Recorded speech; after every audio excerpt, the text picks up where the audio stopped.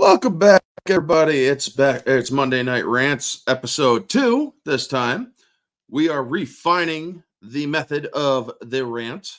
We are only doing 4 panelists at a time, me and 3 others. You can come on, rant your shit, beat feet, let somebody else come in if there are other people who want to come in the rant. We have the rules. So, yes, the rules for rants. No personal drama. Keep that shit on Twitter. Keep on topic. Respect other panelists. Violations of any of these 3 will result in expulsion from the chat. Different opinions are welcome. If you are not 18 years of older, get the fuck out. Because this is a rated R channel. We swear here. We try our best to be kind, but we are going to be, ranting about all sorts of different things. I got MP Geek here. How you doing, sir?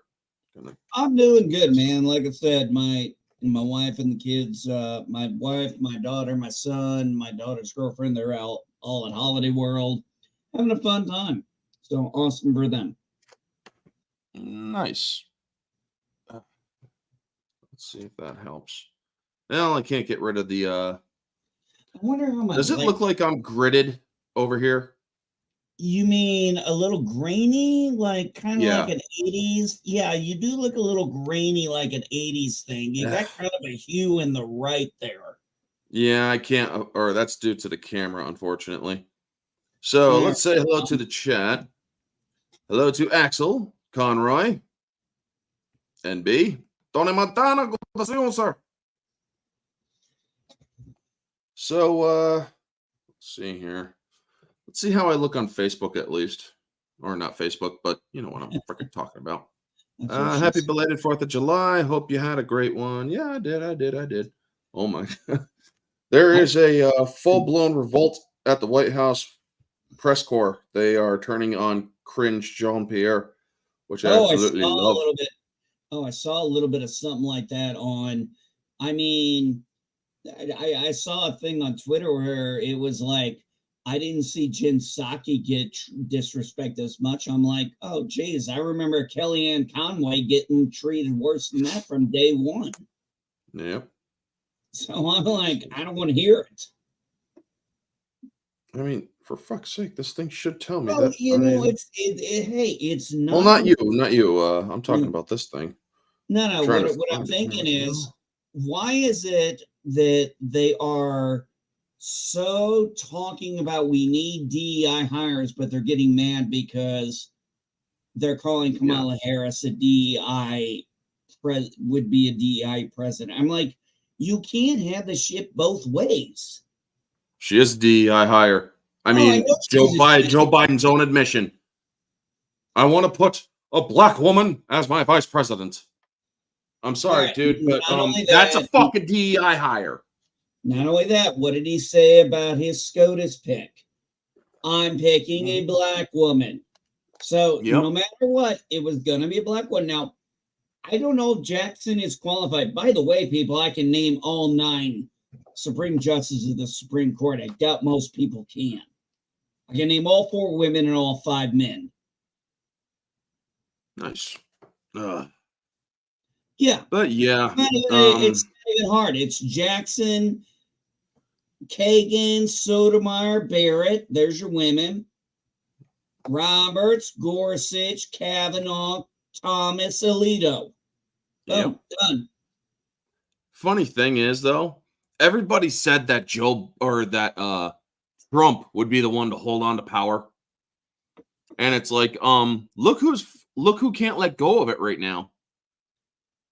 Yeah, exactly. We have a senile old man with his hand on the nuclear codes, folks. And he's not wanting to let go of power. Oh, by the way, it's almost as if we told you that Donald Trump wouldn't pull this shit and the Democrats would. Oh, gee, it's like we were fucking right. Okay, I want to point something out. I served under Clinton. I served under Bush. I served under Obama. I served under Trump.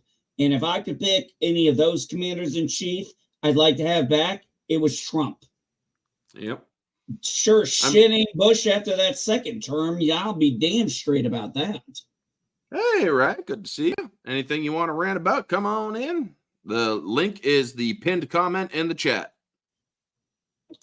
And above it, the rules, no personal drama. Keep it on topic. Keep it respectful. If you get disrespectful, I boot you off the stage. Or I'll throw you out the window where it's more excitable. Hey, Orange Hat, you ever had anybody you regretted voting for? Because I've actually got 3 regrets. I regretted voting for Obama. First and second time? First time only. I did not vote, or I did a write-in for my second one. I wrote in Walter Dunham and Miss Piggy because I believe that fucking puppets could run the goddamn country better than Romney or Obama at the time. My regrets. I used to be a Democrat.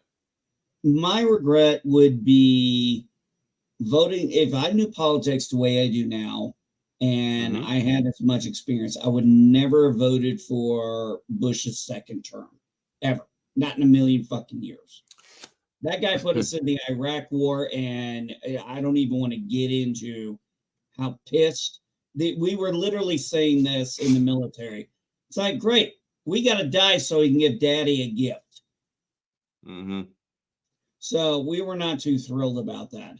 I did vote for Obama my first time. I do not regret that because I'm gonna use this as an example. I was actually talking about this with my wife because we all watched the debate. I know you watched it and everything. And I was thinking, when I remember Obama's first debate with McCain, and I'm like, McCain is train wreck. Or no, sorry, McCain was the dumpster fire. And we didn't vote for him because we're like, this guy is too old. He's probably going to die in office. He's really not capable. I'll give the other guy a shot. And I voted Democrat because I don't vote party lines. I'm not a boomer. I think that's one thing Gen X, millennials, and Gen Z can all agree on. We are not party line voters. But I mean, that's the one thing that pisses off a lot of people when I talk to them. It's like, I'm registered Republican. Doesn't mean I am a Republican. I'm registered in one of the 2 major parties because in the state of New York, you can only vote in minor elections when you are in one of the major parties. If you're an independent, you can't vote for your congressperson. Yeah, it depends on how it goes too. Depending on what state you are, it can be, people don't understand the difference between a caucus and an open primary and a closed primary. Yes, I'm a registered Republican, but that does not mean I'm going to vote Republican every single time. I'm going to vote for my best interest. Well, I froze, so I'm going to be off camera now. Okay, I'll do the same. If you want, you could stay on. But yeah, the problem with politics nowadays is everything is so freaking polarized. Democrats are evil, Republicans are evil, Republicans are good, Democrats are good. Or one guy's a felon, the other guy's a fucking crazy bastard. It's like, both of y'all are fucking crazy bastards. None of y'all give a shit about the people. All y'all should be kicked the hell out. Okay, and probably many of y'all deserve prison. Hey, I'm gonna point something out here that I want to bring up. Everybody talks about how old Biden is and how Trump is. I'm going to point out something that most people don't know. 80. That's an 8 and a 0, folks, of our senators are between the ages of 56 and 90. Everybody's so worried about the old motherfuckers, and we got this geriatric. Then they wonder why we can't get anything done. It's because we still have these old motherfuckers still in office. Because unfortunately, Gen X, I'm going to tell you right now, there aren't enough of us.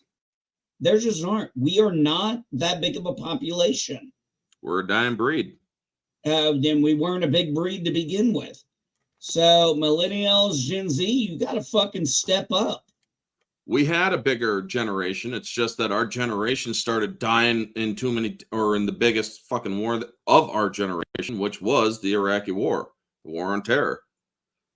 I mean, shit, I wanted to join, but unfortunately, they're like, well, get off the meds and then we'll talk.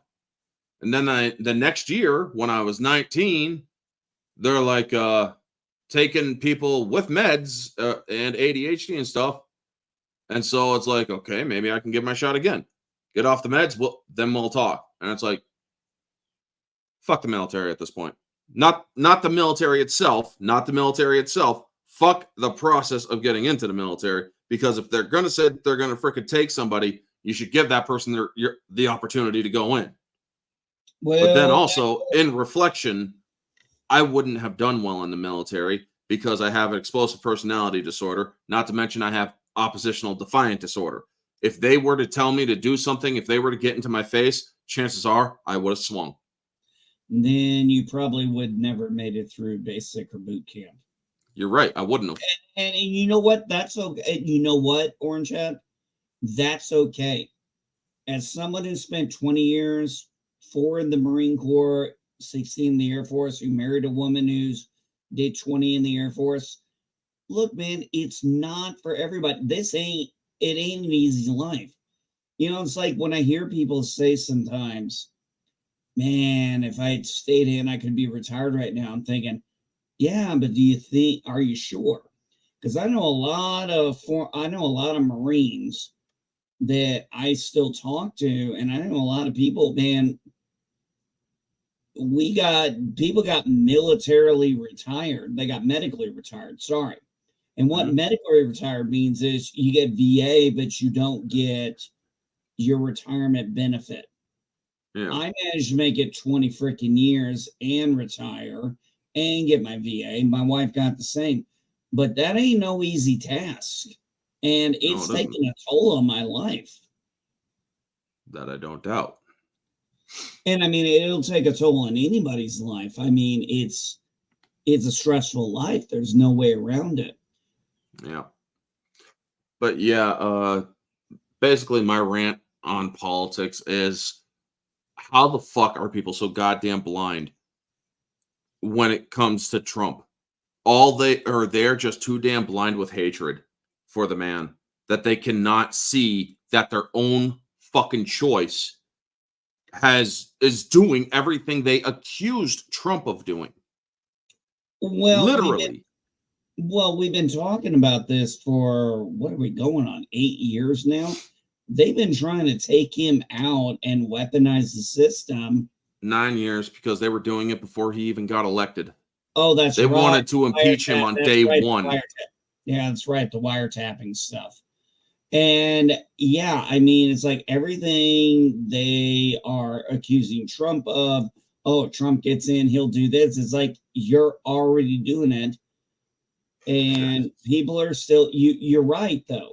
People are blinded by their hatred for one man. I've even said this before so many times. I was like, first off, I'm going to be honest with you. When it comes to Joe Biden, I think as a man, he's a piece of shit. I think his crap about how he talks about being a blue collar worker, it's crap because he's been in government longer than I've been alive. He is a habitual and serial liar is what he is. Yeah, but what I'm getting at right now is, at this point, the man is so incompetent. I mean, you look at the debate, you look at the disaster, and I mean, and I'm going to be honest, I'm going to give CNN credit I'm going to give the moderators credit. They were excellent. I thought they were excellent. They just let everybody speak, and it's like, you got people now, man, saying, well, why didn't they fact check him? Oh, you mean why didn't they argue with Trump in the middle of it to protect Biden? No, Biden had to do it without the script, without the prompter, without the notes. And the whole freaking world saw it. And you can spin it however you want, but I'm sorry. My 20 years in the military, I'm thinking, Xi Jinping saw this, Kim Jong-un saw this, the Ayatollah saw this, Putin saw this.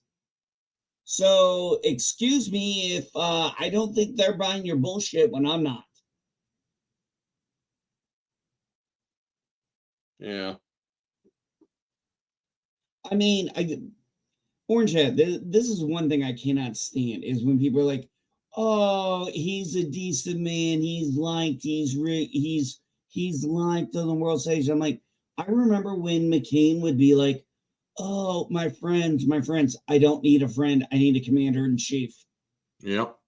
I need a leader who is respected." And first off, I don't give two shits if my president is liked on the world stage. I want him to be respected and feared. I want him to be respected, and I want him to be justifiably feared. Okay, fair point. That's a fair way to put it.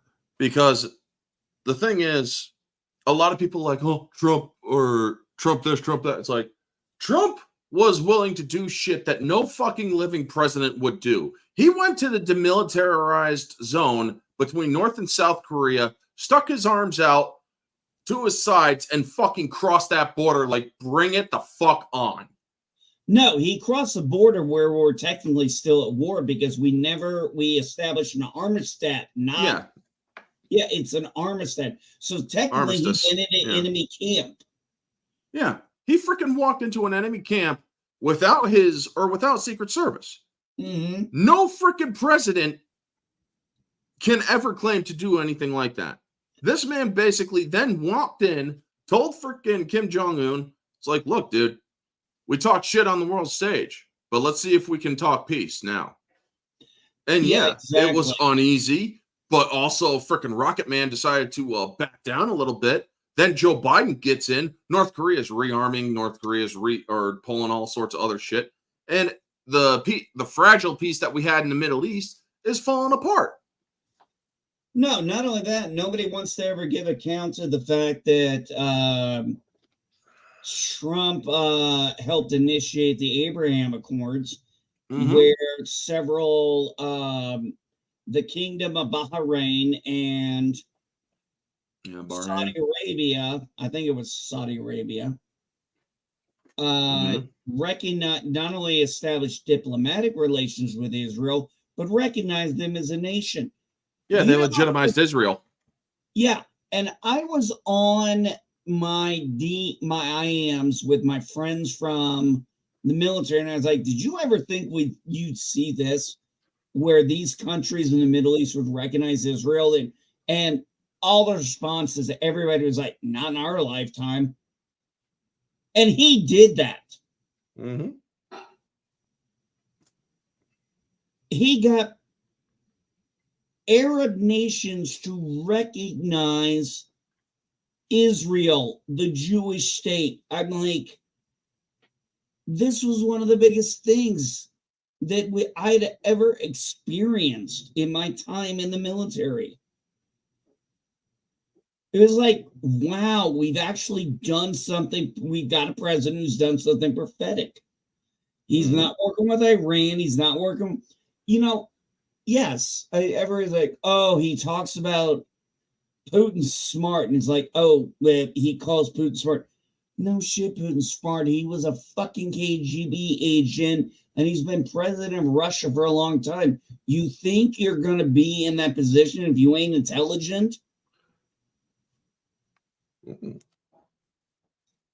Did you watch that interview with him and Stephanopoulos? Or Snuffleupagus, as I call him. No. Putin and Tucker. Yeah, Tucker. And I didn't watch that. I don't. A lot of people are like, "Oh, Tucker's awesome." All this, and it's like, Tucker's a fucking nutcase. Although I do agree with a lot of what he says, but he is a fucking nutcase. He also calls America a democracy. Fuck him. Yeah, well, I will say this is less about what Tucker says and more about how Putin talks. You got to kind of listen to how Putin talks. He admitted to him. He's like, I didn't know what the fuck Trump was going to do. That's why I didn't go into Ukraine. Well, actually, that's the thing I think a lot of people forget. He was already there. People forget the war in the Ukraine-Russia war has been going on for 8 years. Remember, under Obama, he annexed Crimea, which I'm going to tell you a story that I know from firsthand experience that the Crimeans were very happy the Russians came. They didn't feel it was an invasion. They felt it was a liberation. We had a person in my unit. We called her Sergeant Z because, we couldn't pronounce her name. And she was from Crimea. She was actually native Crimea. She was actually native Ukrainian. Her family immigrated. And she still had family back there. And then when Russia came in, we asked her, he's like, how are things going? And she was like, oh my God, the Crimeans are ecstatic. He's like, my grandma was like, we're Russian again. I mean, they actually were so excited. Her parents changed her birth certificate from Ukrainian to Russian, and she had to get her dual citizenship changed to only American because she could be Ukrainian and Russian. She could be Ukrainian American, but she couldn't be Ukrainian Russian. Sorry if I went long-winded there, buddy. No, it's all right. I'm also reading a personal message.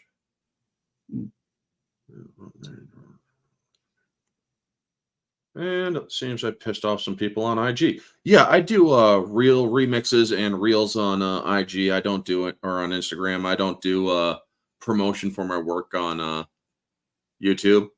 But I do all sorts of cool reel remixes. Like, well, let me show you one.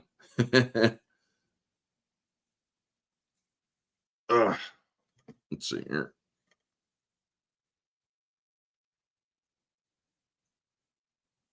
Let me pause it in the right area. There we go. Turn it up for effect. Come on to camera. Make myself ugly again. Oh, shit, that's right. I'm frozen. Hold on, folks. I'm going to have to excise myself so I can reset. Well, no, wait. I could just do this. Oh, God, don't leave me in charge. I've been in charge of anything in 6 years, and I hated it when I was. Don't worry, I will be. Let's see here. Yeah. Oh, there you go, buddy. No, wait, hold on. Have to go back to the other camera. Hopefully it's working now that I left it.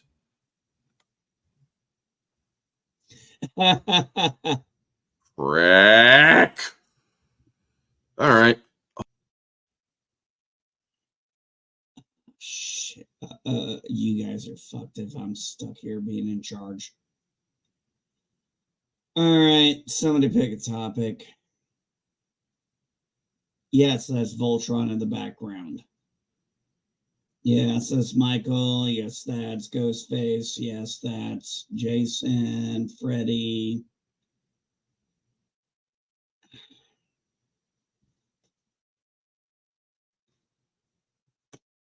Well, I got this recently. Found this at Walmart.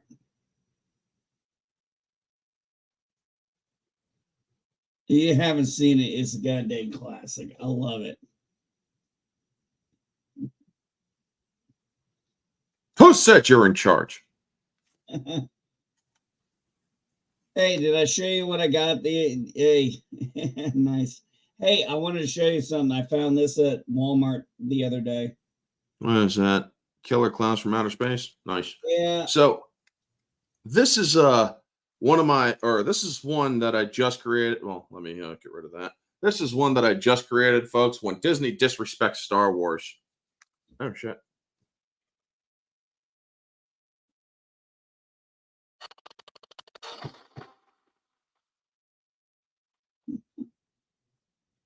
I haven't seen that yet.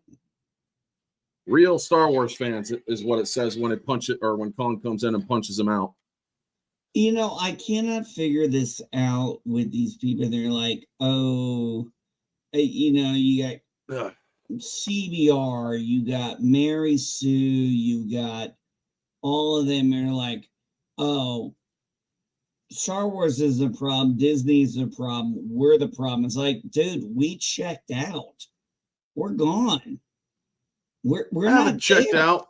I mean, I have always said, and I've always been consistent on this, folks. I have never considered Disney Star Wars Star Wars. I have not. It is an interpretation of Star Wars. It has the Star Wars logo on it, and then people are abusing it by putting other shit in it that has no purpose of being in it. But people are, and before any of you think about the whole racial bullshit, I don't attack it because of identity politics. I attack it on an objective level. Me and Kate, every Sunday night, we talk about it on an objective level. Well, she gives a little bit more subjective, but I'm looking at it like writing, acting, the set dressing, the mechanics and lore of Star Wars itself.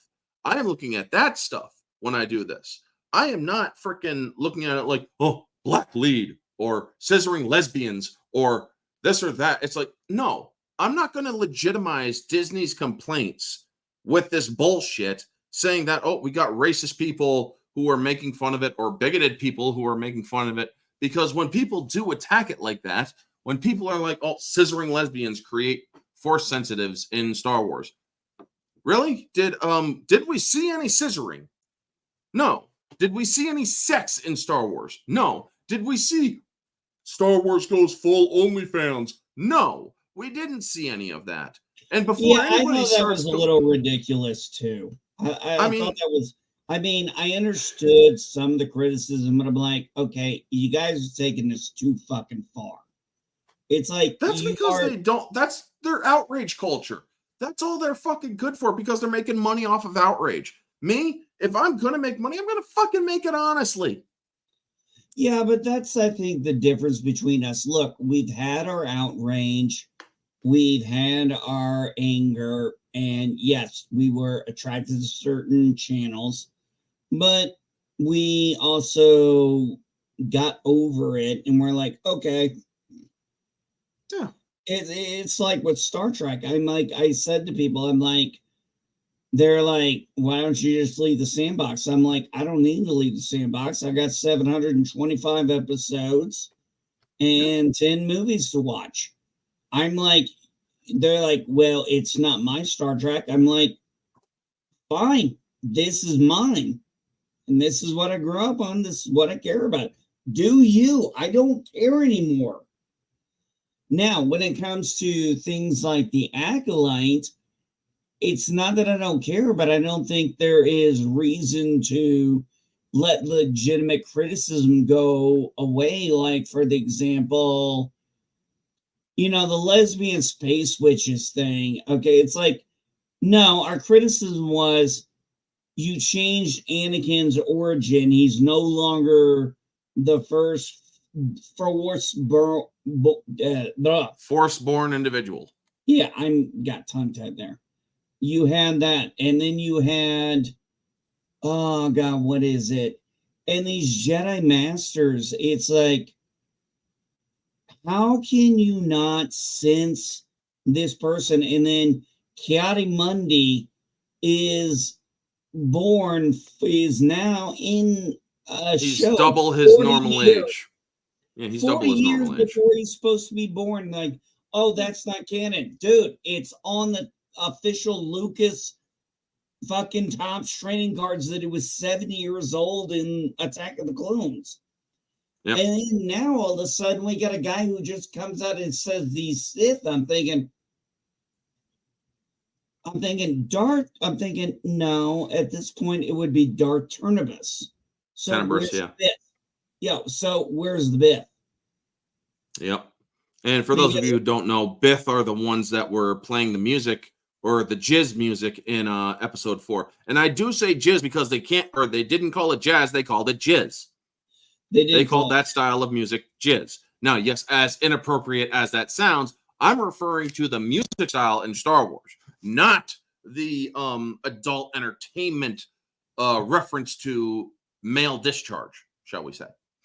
Also, I don't think we're talking they got their canon wrong in the first episode when they said 100 years before the Empire. So I'm like, okay, 119 BBY. No, it's 132. That's not the Rise of the Empire. Rise of the Empire happened 19 BBY during episode 3. 100 years before the Rise of the Empire would be 119 BBY, not 100 years before episode 1, which is 132. 133, 132. It's the prequels fell into a 13-year timeline. So it's 119. So yes, 132. 132. Yeah, 132, because there was 10 years between the Phantom Menace and Attack of the Clones. Yep. And then 3 years between Clone Wars. Yep. Yeah, exactly. But yet somehow Ki-Adi-Mundi is, and everybody's like, oh, that's not Ki-Adi-Mundi. I'm like, it says Master Ki-Adi-Mundi. And I'm sorry, folks. They even if they could get away with changing and his species and making it more long-lived, they got his fucking rank wrong. When Ki-Adi-Mundi was in episode 1 and on the High Council, he was a Jedi Knight. Yeah, he had wasn't not a been Jedi Master. Yeah, he was actually put on the council, and he had not gotten the rank of Master yet. No, he hadn't even trained Padawans. Yeah, he never trained any Padawans. And here's the thing, folks.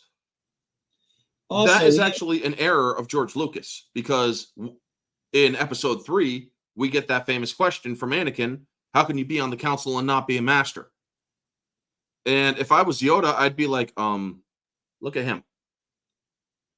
Yeah, but that was a conversation Anakin had with Obi-Wan, and he's like, it's never been done. And, maybe Anakin didn't know Ki-Adi-Mundi. And, maybe Anakin did not legitimately know that Ki-Adi-Mundi was actually knight before his grand titled master while he was on the council. Mm-hmm. I mean, it just goes to say, and it really is, that could be that he didn't know in the moment, sure. But they also had to move the story along. I get that. But also it didn't really matter much after, because, well, he turned into a fucking Sith. But but getting back to the Acolyte, episode 1 got the freaking timeline wrong. Episode 2, well, everybody was fucking freaking out. Oh, Kung Fu in Star Wars. It looks stupid, man. It's so stupid. It's like EU, Teras Kasi, the Ichani. Yep. How many others had martial arts sequences? Not to mention the Jedi's own martial arts sequences when it comes to wielding lightsabers and whatnot. You have hollow and very straw man arguments right there. What I criticize about that is it's not that they're using, like Takahashi and stuff. It's the choreography. It's the choreography. Yeah. Yeah. It's the choreography. She does that whip kick. Yeah. She does a whip kick. It is like 7 feet above the dude. It's like, he doesn't even have to duck for that. Force whip kick or force kick.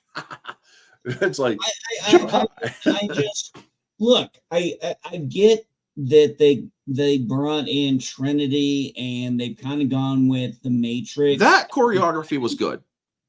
I did not like it because it just didn't feel like Star Wars to me, and that's what I'm saying. When it came to that choreography, I was like, this. When I saw it in the trailer, I was like, this feels like they're trying to be like, oh, look, we got Trinity.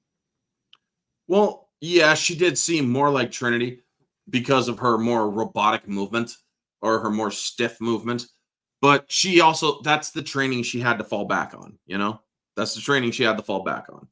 But not only that, look at if you guys want to see good choreography, good combat choreography, look at Genndy Tartakovsky's Clone Wars. Because when you God, see yes. Luminara Unduli and Barriss Offee on Ilum, look how they attack or their attacks are coordinated. Look how well they work together. I absolutely love that sequence because at that time, a lot of people don't realize this. Barriss Offee had passed her trials. She was there getting her own crystal getting her lightsaber. for her lightsaber. She had a lightsaber before that because we all saw in episode 2, she had her lightsaber, but she was getting her own personalized crystal at that point. Yeah, she was getting her own kyber crystal. And actually, since you brought her up, I'm gonna say this. Dave Filoni, fuck you for what you did to Barriss Offee. Sorry, Barriss, but yeah. What you embarrassed Barriss. Yeah, well, unfortunately, the names are always hard for me to pronounce. But I mean, when I read the MedStar duology, I fell in love with that character. And she was a force healer. Yes, because I think that was written by, was it Matt Stover? Could have been. I know he. Yeah, I think so. He wrote episode 3. Yeah, and I mean, I remember just finding it a wonderful story, and I love her character, and Dave Filoni turns her into that. A traitor. I'm like, I want to punch you. I'm like, I want to punch you. I wanted to punch David Filoni ever since he did the 2008 movie. Oh, because it's like, he never fought Dooku more than one or more than twice. He never had a Padawan, for that matter. If you read the novel episode or Revenge of the Sith, Anakin and Obi-Wan were basically side by side during that whole fucking war. He didn't have time to train a fucking Padawan. You know, actually, if there's actually a set of EU books that are called a trilogy, and that is the Dark Lord trilogy. Yeah, you know. I am reading it. I'm on currently episode 3. He had just killed Dooku, and he feels terrible about it. So you know what I'm talking. You know which one I'm talking about. Oh yeah, Revenge of the Sith, Labyrinth of Evil, Revenge of the Sith. Yeah, and, Labyrinth of Darth Evil, Vader. Revenge of the Sith, and Darth Vader, Dark Lord of the Sith. Or Dark Lord, Rise of Darth Vader. Yeah. Yeah, exactly. But well, it's somewhere. That's it. It's somewhere on my bookshelf in the other. I have it in a single volume, by the way. Well, I got it somewhere in a bookshelf in the other room. I also have the 3 books too. I have the 3 separate books, and I also have the single volume. See, oh man, I thought this was funny. I think you're friends with Mara Jade, right? OG, yeah, or OG Mara Jade, yeah, OG Mara Jade. On Twitter, Jade Shadow on YouTube. Yeah.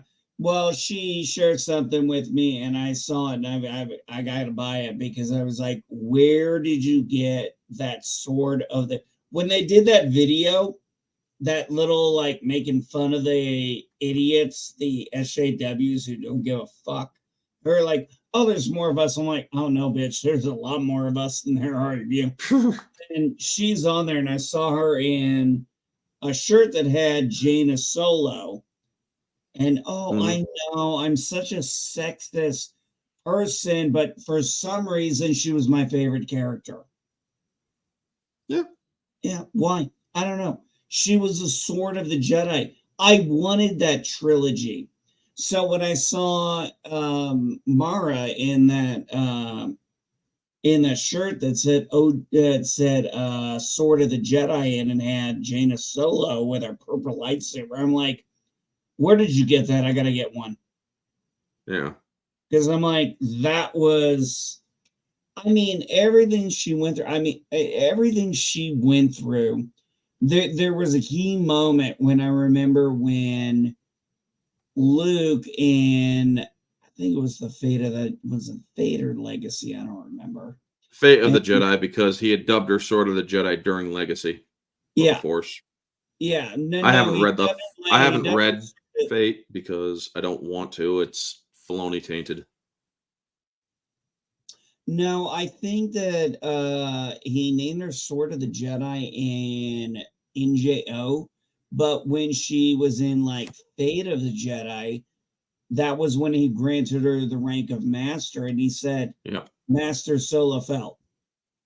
Or no, No, she he hadn't been called her married. Master Solo. Not she Yeah, was yeah, not she yet hadn't with been him. married. Yeah, yeah, yeah. Her and Phil hadn't gotten married yet. And he goes, Master Solo. And she turns around and goes, I just wanted you to be the first to hear it for me. Yeah. And I mean, it was good writing. And I mean, these people loved being part of that sandbox and respected it. Unfortunately, we used to have actors who, yes, they had activist ideology. At least Sean Penn, when he's an activist, I may not agree with everything he does, but at least that motherfucker will put his money where his mouth is. I And I respect was, those who do that. However, I may not agree with them. But if you have the respect, or if you have the audacity to speak up, at least put your at least show that you have something to actually talk about. You know, yeah, exactly.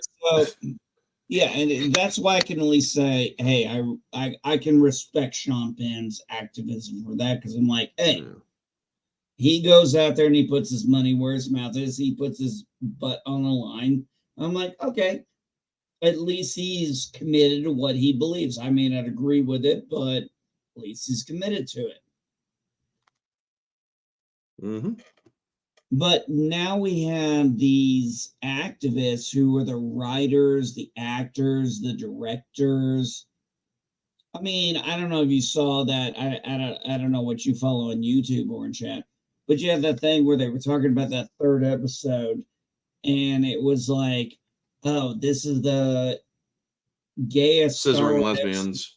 Yeah, and you're like, and you first off, I cannot figure this out. I was like, what was this with her hands? I have no idea. But yeah, we're getting into the we're getting close to forbidden territory on the rules here. Oh, sorry. Yeah.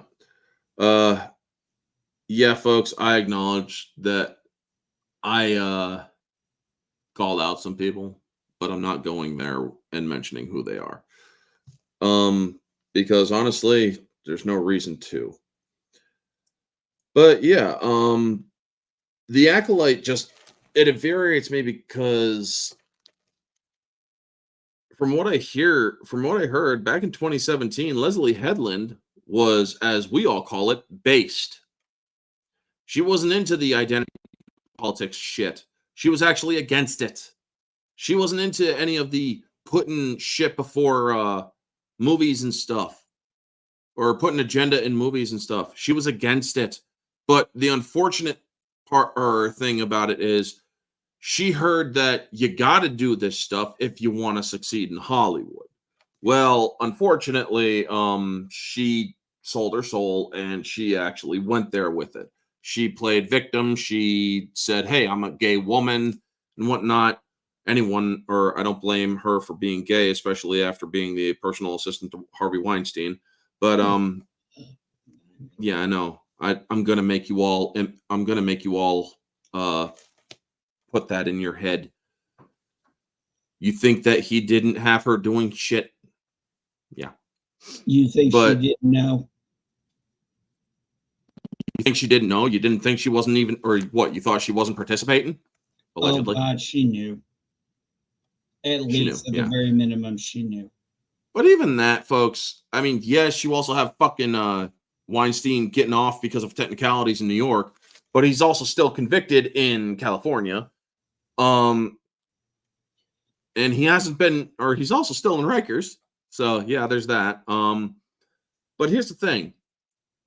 What I am so sick of is this of the Me Too era is they love to say, "Oh, you got to believe all women."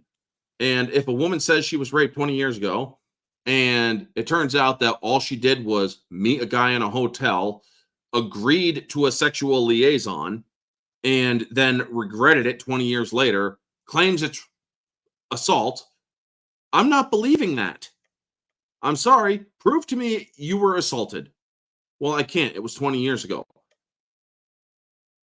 And given at that time, I'll let you speak your case, but also at that time, we're also aware of how things were. Women would meet up with men, men would meet up with women. Now, I'm not saying that I agree with how that shit was. I do not agree with casting couch methodology. I do not agree that a man should proposition a woman for sex for a role. I believe that's disgusting. How badly do you want it, baby? Not badly, or not bad enough to want to frickin' do anything with your piddly ass. But unfortunately, that's the way the world was back in the Hollywood era, the Hollywood silver and golden age. And then we got into the platinum age where the casting couch was still being used. And then we decided to get rid of the or because, well, it was tainted by, well, male ejaculate. Now, folks, a lot of people have problems with Hollywood back in the day. I'm not saying that it was perfect. However, I am saying the quality of movies were a lot better back then. And unfortunately, there was some stuff behind the scenes that meant doing women having to do some rather adult-themed things. One of the things that I really don't, or that I also really find disingenuous is, what's her name? She's crazy now, but she played in Charmed. Alyssa Milano. Oh, yeah. I love how she's like, women are so abused in Hollywood. Women are too sexualized in Hollywood. Didn't you take off all your clothes in certain movies? And didn't you go all in nudity? And weren't those the movies that starred or that got your freaking career star-studded? Yeah, I'm never able to watch Charles in Charge again. Well, actually, it's funny how you mentioned that, Orange Hat, because I was watching this YouTube video, and it was this article, and that's what, when I was talking about CBR and Mary Sue and Vox and all that shit. Yeah. And, one of the things was, the sexualization, the women were underwritten in the original Star Wars. And the guy was making the point of saying they always want to go back against the original fans. They said something like, the males were ultra masculine, sexual. I'm like, I'm sorry, Luke Skywalker was not Arnold Schwarzenegger. No, he really wasn't. Nor was Ben Kenobi, really. He was just a lot old man. And they're like, oh, they didn't have diversity. And then you're seeing videos of people going to Return of the Jedi, and it's, in New York in the 80s. All different boys, girls, Yep, black, exactly. White, Chinese, Asians, all that shit going to fucking Star Wars. Exactly. And not only that, the movies were diverse. They had humans, aliens of all different species, and yes, they even had different color people. Even in episode 4, they were extras. He shot in fucking Africa. Let's not also forget, does anybody when people think of Darth Vader, do they think of David Prowse or do they think of James Earl Jones? Yeah, again, James Earl Jones, the stutterer from Chicago. Exactly. And when I think about an ultra masculine male in Star Wars in the original series, I'm thinking fucking Lando Calrissian, because I'm thinking that man was a smooth talker. And I mean, what guy didn't want to be that kind of a smooth ladies man? He was a smooth operator. Yeah. Yeah, but I mean, you look at how he was suave. He had that debonair kind of attitude, but he also was hiding a terrible secret. He was also doing what he had to do for his people on Bespin, thing is, Yeah, a lot of people say, go I ahead. mean, he was put in a shit position. He's like, they arrived right before you do. I'm sorry. He's like, I'm sorry. Lando didn't want to do that. Yeah. And here's the thing, folks. A lot of people say that people can't identify with certain character. Huh? I'll be right back, by the way. All right. People like to say that, oh, we can't identify with certain characters because we don't feel represented. Why do you have to identify with, or why do you have to make your sexuality your defining aspect of your life? Why can't you identify with a person based on, oh, I don't know, morals? Why can't you identify with or people who believe in truth, justice, and what's right? Like, oh, I don't know, Luke Skywalker, who is an embodiment of hope. Leia, who is fighting for freedom against an evil empire, who believes in or who is also a kind of a firebrand. I identify with all the characters, all the main characters of Star Wars. I identify with all of them, even the droids. But hey, I'm not a droid. I'm not a furry Sasquatch Wookiee thing. I'm not a woman. I'm not black, but I can still identify with them all. I identify with Lando Calrissian because I care for people close to me and I want to do all that I can to help them out and take care of them. I'm like Han Solo because, well, I could be an asshole, but I also know how to handle things too. I could be Luke, or I could be like Luke. I could be that embodiment of hope for some people. I had that kind of thrust upon me in some ways. I identify with the Wookiee because he's cute, he's cuddly, he's ferocious, and he will not hesitate to hand you your arms if you so much as do the wrong thing to his best friends. I identify with C-3PO because he is incredibly smart, yet he can also be very annoying. I identify with R2-D2 because I swear a lot. Except my fucks, bitches, and all that other stuff isn't bleeped out. But no, I identify with R2 because, well, he knows all the secrets. He's been to all those kind of things. He's seen all the shit, and yet he doesn't pipe up about it because he knows he's not supposed to. I remember when I was in South Carolina, and I met this gentleman, and he was the same rank as me, and we were talking about Star Wars, and found out we both liked the EU, and we started talking, and he's like, "Man, you know your EU," and he goes, "All right, let me see how true a fan you are." He goes, "Who was the real hero of Star Wars 1 through 6?" I said, R2-D2. He came over and gave me a big old ass hug.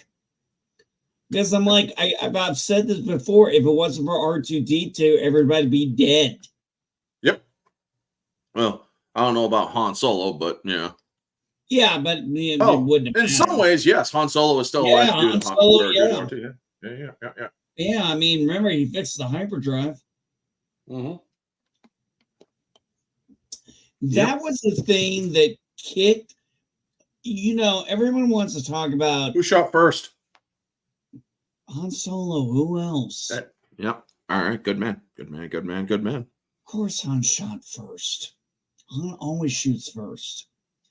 So one of the things is when I've also seen some of these other things is they're still pushing these false narratives of, Amar Best was getting hassled by fans. Yeah, Ahmed. Sorry. Yeah. And I'm like, I don't know how old you are who wrote this, but you might want to realize we didn't have an internet back then like you do now. We didn't have access to celebrities. And Ahmad Best is flat out on record saying it was the media who drove to that level. And yeah, it was the media. yeah, it was the media, and it was the same with Kelly Marie Tran. And here's the thing I can't figure out. I didn't even know who she was. And I didn't realize it looks like they put her in a fat suit because she's a very beautiful woman. In real life, yes, or outside of Star Wars or outside of Disney's interpretation of Star Wars. Sorry for that slip, folks. But outside of Disney's interpretation of Star Wars, Kelly Marie Tran is a clear 9. Where in the stuff or in the movies that she was in, she was a clear 4-ish at best. They fucking dumped her. They dumped her looks down, and I feel that was kind of a dumb thing to do when you have somebody who is that attractive. And now, yes, I know. Oh, you're just focusing on the sexual appeal. No, I also care about how smart she is too, and I also thought that her character was a little bit too activist.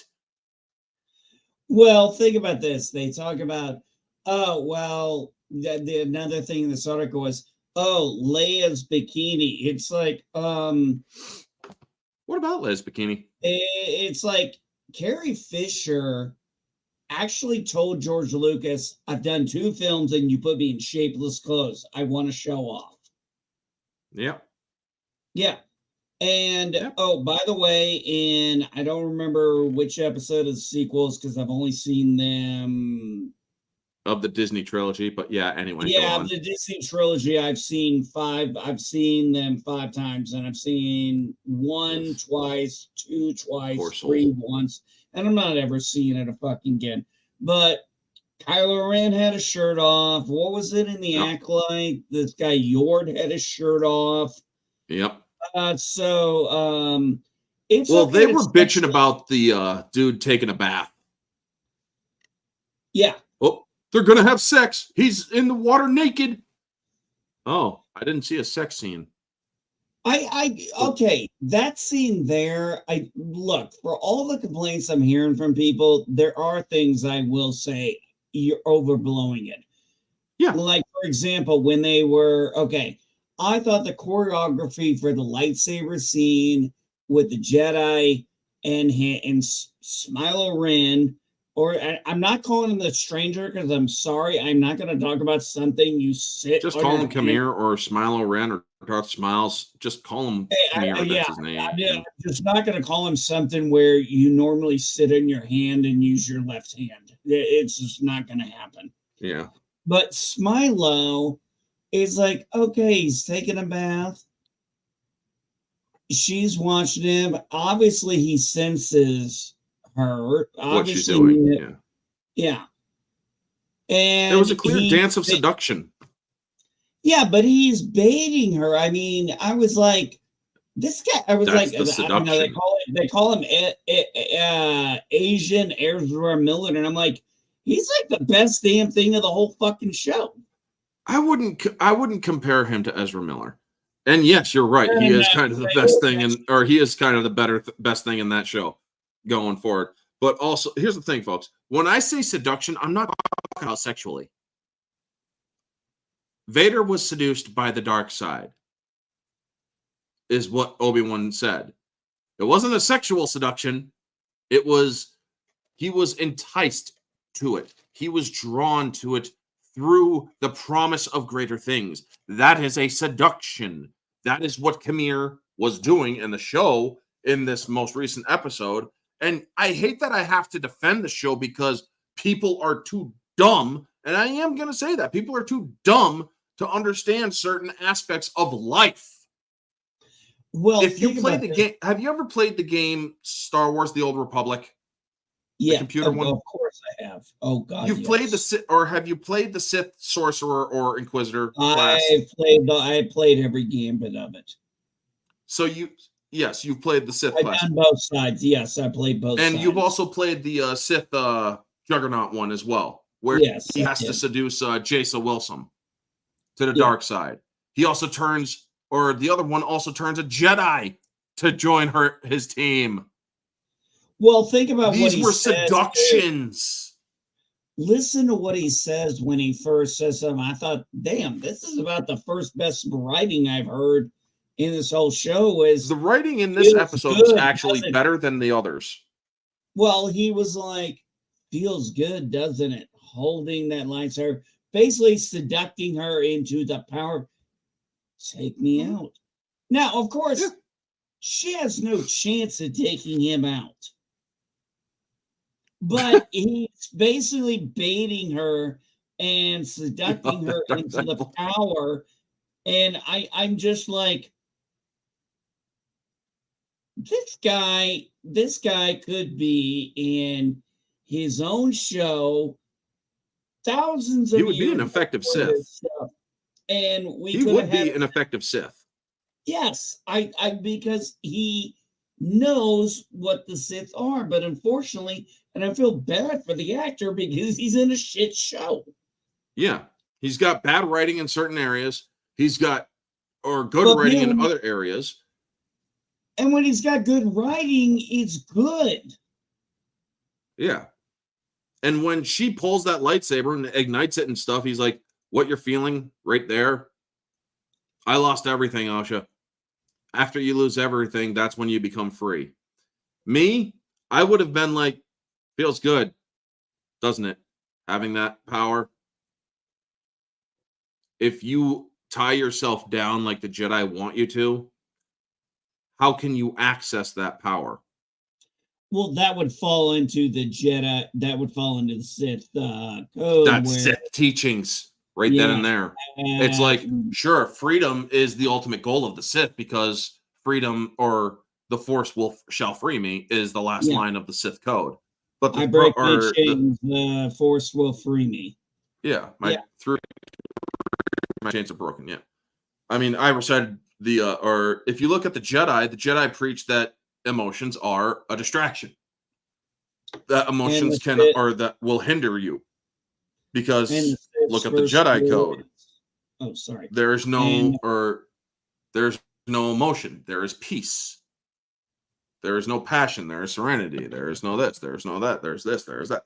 It's just I can't remember. I can't recite the Jedi code much because I'm not a Jedi. And then you have the first part of the Sith code where it's peace is a lie. Only passion. Through passion, I gain strength. Through strength, I gain power. Through power, I gain victory. Through victory, my chains are broken. The Force shall free me. Yeah, I think we're a little too Sith. Both are life philosophies that have merit. But for me,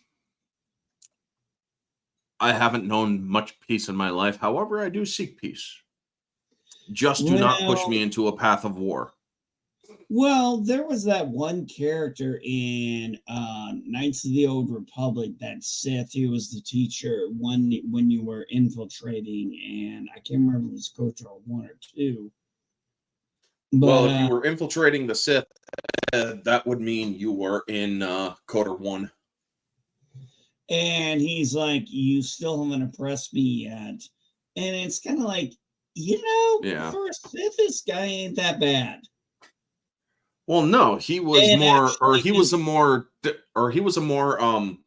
was a teaching Sith. He was not, or yes, he was powerful, but it's like, I can kill you in several different ways. You'd never see me coming. Huh. Interesting. Yeah. But I mean, just the way he was, and this is something I kind of like about this character because, Smiler Ren should have been exposed a lot sooner. I mean, they kind of waited too long on this. This guy I knew which one. I knew who it was the second I saw him. The second he spoke passion. It's like, you're a Sith. It's like, or you are that guy with the helmet and the lightsaber. I was wondering, I was a little 50-50 on if it was him or if it was going to be one of the moms. I was kind of teetering. I mean, there's still, we still got 2 episodes left of it. Yeah, so exactly. The thing is, I'm going to be talking it on Sunday night with Kate. And the thing is, a lot of people are speculating that the Darth Plagueis or possibly Darth Tenebrous even is going to be revealed to be that Zabrak witch because we didn't see her die. apparently. That doesn't make any sense. Tenebus was a Bith. Was a Bith Plagueis male. was Yeah. a Mun. Plagueis was a male Moon. Yeah, Moon. Mune. Yeah. Yeah, Mune. And of course, Sidious was Nabooian. Male human. Yeah, male human. But that's the other thing that always drives me nuts when they're talking about, all these white male humans. Is like, George said, is like, we had a lot of aliens. Yeah. You're focusing And on superficial shit. Well, also that when they talk about, we're bringing in queer and gay characters in the Galaxy of Art, we already had that. You didn't break any ceilings there. Yeah, you didn't break any glass ceilings. We've already had gay Mandalorians. Yep. Vassar and Brailer. Yep. Yeah. If you read the AC Crispin Han Solo trilogy, you find out that Hutts are like certain frogs that can change their sex. Yeah, they're binary, but they are, they're asexual, amphibious. They're asexual. Not asexual. They still have to reproduce sexually. It's just that they can change their sex. Yeah, they can change their sex. Androgynous. They're androgynous. Oh, that's the word. Yeah. Yeah. Because they could do that. But the thing is, we also do have non-binary species. We also have non-binary language. Look at the Mandalorian language, Mandoa. It is a non-binary language. The word for grandfather, the word for father is the word for brother, and is the same words for sister, mother, and grandmother. Oh, they're the same words. The name or mother or father is Buir. The word for grandmother or grandmother or grandfather is Babuir. Yeah, and I mean that was one of the biggest. The words for brother or sister is Vode. Yeah, and you had Karen Travis, man. She was one of the best fucking writers. She built a Mandalorian culture, and being a military person, she wrote some of the best books. And she pulled the Tolkien on a much smaller scale. I give her credit for standing her ground and being like, I'm not fucking changing what I wrote and retconning it for you fuckers. You figure it out. Yep. And she rage quit because of Filoni. Filoni fucked up the Mandalorians. Well, we're going to take that kind of Mandalorians and we're going to make them Death Watch. Fuck you. Death Watch was completely off the grid when it came to any sense of honor. Yeah. In Karen Travis's Mandalorian. Also, Jango Fett was Mandalore. Jango Fett was just a common bounty hunter. I do not know where he got that armor from. And it's like, fuck you. To the moon. All those fucking the clone commandos, the fucking troopers, the Mandalorians who are part of the Kul Valdar. How about all the Mandalorians that train the clones? I mean, the story arc. They even brought in, fucking Jango Fett also brought in two Death Watch members to train the to train a unit or a couple units of clone commandos. Waylon Vo, he was one of the most strict motherfuckers when it came to training. He would beat his commandos. He would beat them physically. He would abuse them. Zim from Starship Troopers. Yeah, where there's also you have Cal Scarata, which was the main character of the Republic Commando novels. He was a lot more caring. But he was also strict. One of the things that you learn with one of the characters, Ordo, one of his sons, which he adopted the Nulls, folks. You know that show, The Bad Batch, that Disney made? Did you know that that's not even an original concept? No, the Null arcs were failed clones meant to be terminated due to unwanted benefits of exceptionalism. They were too exceptional, and they also didn't listen a lot to authority. It took Cal Scarata, who actually sat down with those kids, because at that time they were only 10 years old. They were 5 years old prior. And he was having them, in Cal Scarata, train those boys. And he gave them names. He taught them how to count in Mandoa, 1 through 10. They recited it off of one time. These kids were geniuses.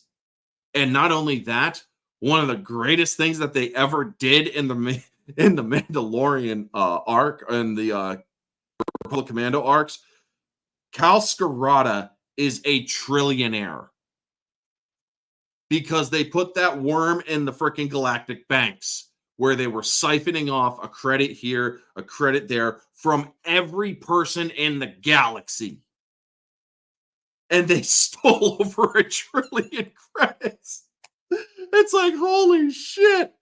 But then fucking Disney had to come along and be like, oh, we're changing the credit system. It's no longer going to be Republic credits. It's going to be Imperial credits. It's like, fuck you to the moon. That's not how it works. Oh, but yeah, man, that is the good stuff that the EU had. And the shit that Disney's putting out, sure, you got a good aspect here or there. I'm not going to dispute that. Objectively speaking, it is not all trash. You have a good aspect here or there. You have good acting. You have a good line. You have something that is witty, sure. But for the most part, that is not enough to say that it's good, to say that the overall project is good. I'm sorry. Yeah. As much as I like that line that Skywalker says, or that Luke or Jake Skywalker says, incredible. Everything in that sentence was wrong. I absolutely love that line. Unfortunately, it was a bad movie. I think bad movies can have good aspects. Bad shows could have good aspects. Well, as I was talking with my wife about this, an actor can only do so much with the directing, writing they're given. Well, and Mark Hamill, as much as I hate the man politically, he actually fought for Luke Skywalker to acknowledge C-3PO. He told Ryan, I am not doing this take where I ignore C-3PO. It ain't happening. It's just not going to happen. I'm going to acknowledge my sister. I'm going to acknowledge C-3PO. I'm going to acknowledge R2. Fuck you if you can't handle it. Well, one of the things I also lied about was, oh, you guys didn't like a black stormtrooper named Finn. We're not the ones who shrunk him for the Chinese. And what were we pissed off about? You wasted his potential. Yeah. And not only that, when I saw episode 7, or what they call episode 7, The Force Awakens, and I'm like, so TIE fighters, how are these two driving a TIE fighter without the helmet that connects to a life support system? TIE fighters do not have life support. Why are 2 people in a TIE fighter? How are TIE fighters able to go into hyperspace? Oh, wait. In the Rise of Skywalker novel by that what's her name? I can't even remember her name, but I pointed this out because it's like, this is really bad writing from an objective level, folks. And I got blocked by the author, Badge of Honor, and because here is the explanation as to why TIE fighters have hyperspace capability. Are you ready? And I quote, they now have the capability. The only TIE fighters I knew that had hyperspace capability was the TIE Advance and a TIE Defender. And both of them still required life support. And not only that, Darth Vader, his TIE fighter, which was the TIE Advanced, guess what? He had a prototype. Mm-hmm. Guess who was on the Death Star when it blew? The person who created that prototype. Guess what was also on the Death Star when it blew? The plans and the what do you call that? Schematics for that prototype. Schematics were on the Death Star and stuff. Yeah, exactly. The military plans. So there was no way of replicating a miniaturized hyperdrive reactor unless somebody else cracked the code. And the rebellion knew that the one person who cracked it was an Imperial, unfortunately. Oh. So yeah, they have this light speed skipping bullshit. Also, Force Awakens got light speed wrong as well. We have to break through their planetary shield at light speed. The second you got to the atmosphere of that planet, but the second you even got to the atmospheric or to the gravity well of that planet, guess what was going to happen? You would have been forced out of light speed. Your ship's navigational and safety systems are not able to be bypassed unless you are a mechanical genius, which, albeit Solo is. But he also knew that he would never do something that insane. I disagree with Solo being the one. I think Chewbacca was the actual engineering. He's a mechanical genius, but Solo also did a lot of the mechanics as well. Yeah, but like you said, you just said, it's like, no way. They would have came out of hyperspace long before that. Yep.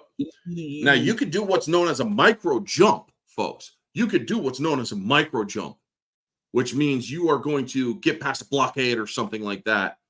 And then, well, you got fighters on your ass. The problem is a micro jump is literally from the outside of this, or from the outer of the system, the outer range of the system, to the planet itself. Once you hit the gravity well, you're pulled out. There's nothing you can do.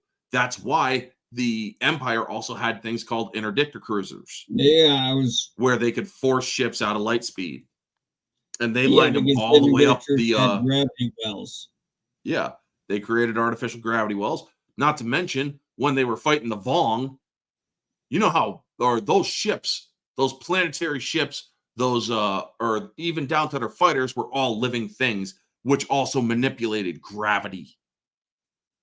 They had miniaturized black holes, or as they called them, I couldn't remember what they called them, but when they shot torpedoes at the ships, they didn't bounce off of a freaking shield. No, they got sucked into a freaking miniaturized black hole that was attached to the ship.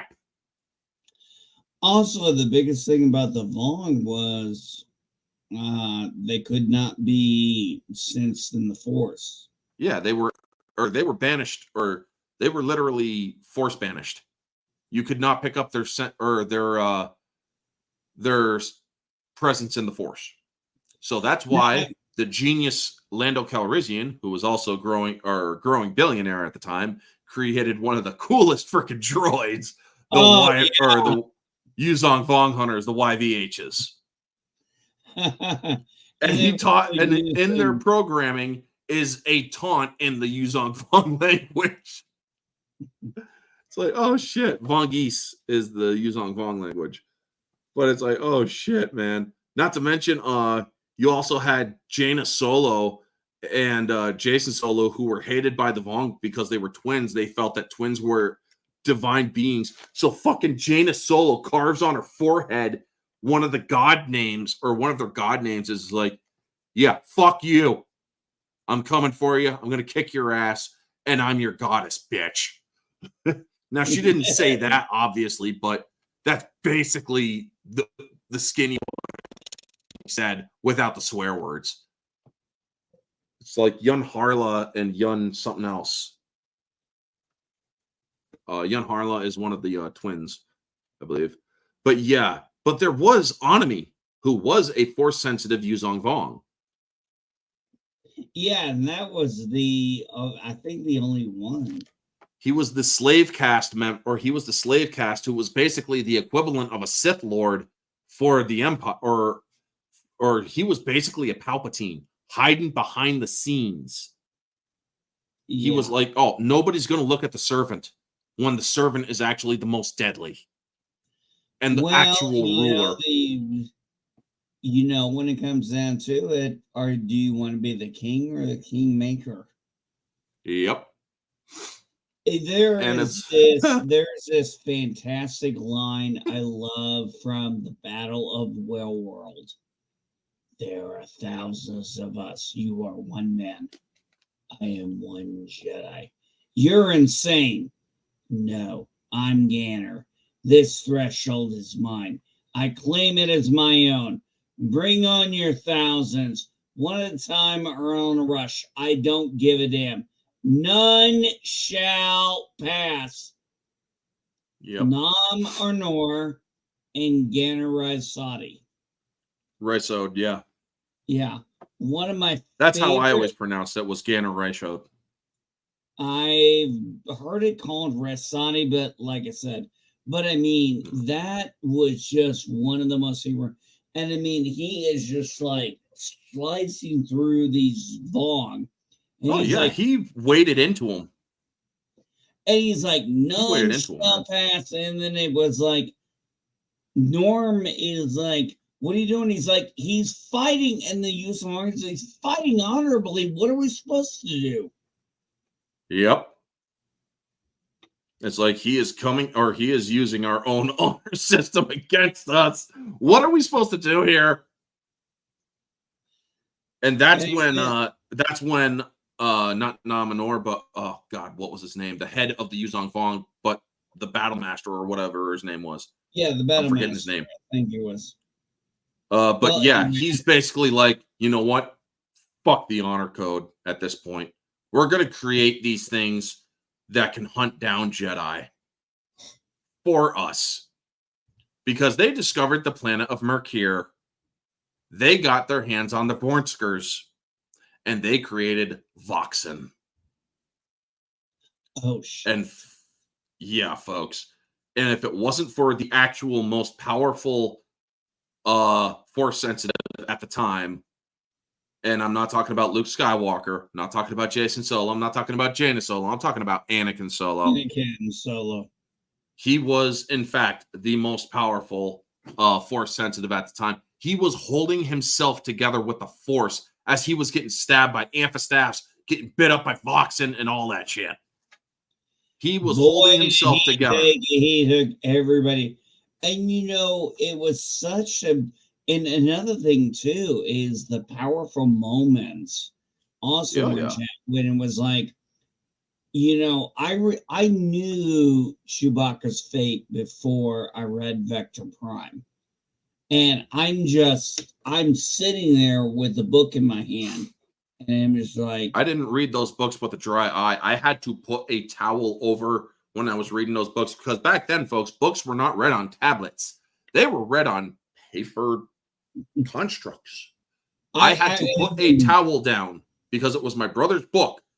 And when I read Chewbacca dying, it's like, what? No.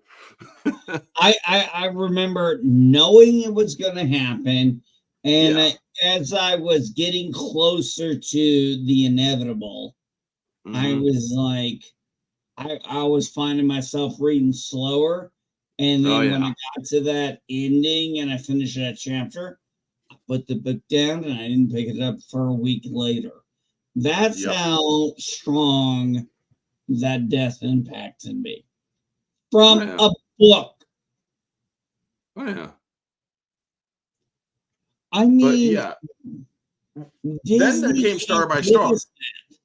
If you thought that Chewbacca's death was bad, folks, Chewbacca went out you couldn't kill Chewbacca unless you dropped a planet on him or dropped a moon on him. That's how they had to kill Chewbacca. If he's going to go, or if a main character has to go out, they have to go out in one of the most epic ways possible. What is more epic than screaming in defiance as a moon kills you, as a moon crushes you? Freaking bowcaster and a weapon in him, and he was just screaming out, man. It's like, bring it on.